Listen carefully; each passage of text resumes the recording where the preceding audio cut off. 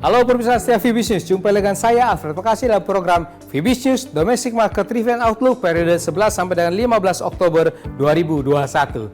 Capital inflow melimpah, data ekonomi positif. Ya, pasar investasi dalam negeri pekan lalu diwarnai dengan sejumlah isu. Di antaranya melajunya terus capital inflow ke pasar keuangan yang menguatkan mata uang rupiah dan juga IHSG sehingga bertengger pada 8,5 bulan tertingginya pada minggu yang lalu.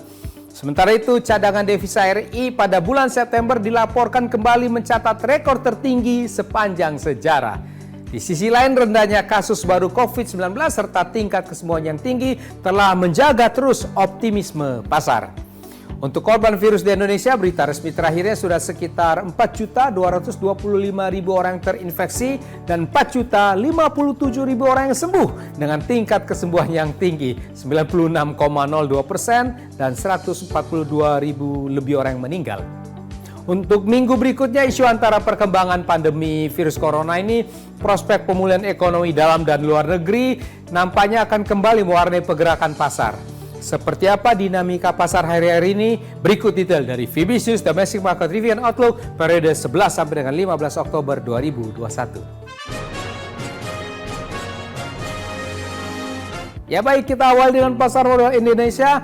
Indeks harga saham gabungan pekan lalu melejit tinggi 4,06%, kuat ke level 6.481. Ini melejit kuat di minggu keempatnya didukung oleh aksi beli investor asing serta data ekonomi domestik yang positif.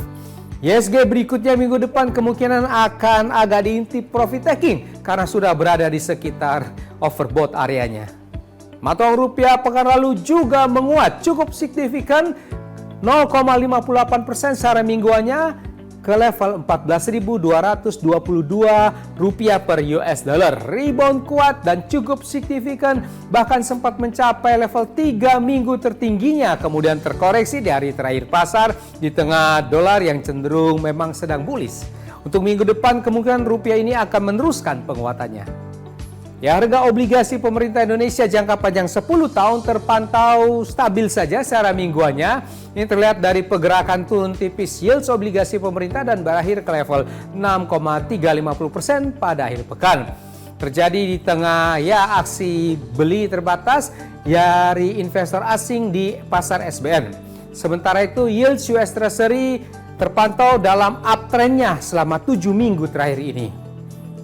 Ya pemirsa, survei konsumen Bank Indonesia pada bulan September 2021 mengindikasikan keyakinan konsumen terhadap kondisi ekonomi menguat. Ini dipengaruhi oleh membaiknya mobilitas masyarakat sejalan dengan pelonggaran kebijakan pembatasan mobilitas pada periode survei.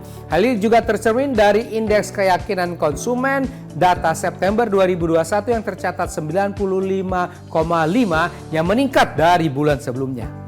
Sementara itu, posisi cadangan Indonesia untuk akhir September tercatat sebesar 146,9 miliar dolar AS. Ini meningkat dibandingkan dengan posisi akhir Agustus lalu dan posisi cadangan devisa tersebut menjadi rekor tertinggi sepanjang sejarah Indonesia merdeka. Di sisi lain, berdasarkan data transaksi 4-7 Oktober, non-resident di pasar keuangan domestik melakukan beli neto atau terjadi capital inflow sebesar 8,69 triliun rupiah. Terdiri dari jual neto di pasar SBN 1,27 triliun rupiah dan beli neto besar di pasar saham sebesar 9,96 triliun rupiah. Ya, perbaikan sejumlah indikator ekonomi ini menunjukkan bahwa ekonomi Indonesia sedang bergerak ke arah pemulihannya di tahun 2021 ini. Ya, demikian pemirsa setia Fibis News, kita sudah membahas bersama Fibis News Domestic Market Review and Outlook periode 11 sampai dengan 15 Oktober 2021. Saya Alfred Pakasi mohon diri sejenak. Ya, kita akan bertemu kembali, sementara semuanya stay safe, stay healthy. Salam Fibis.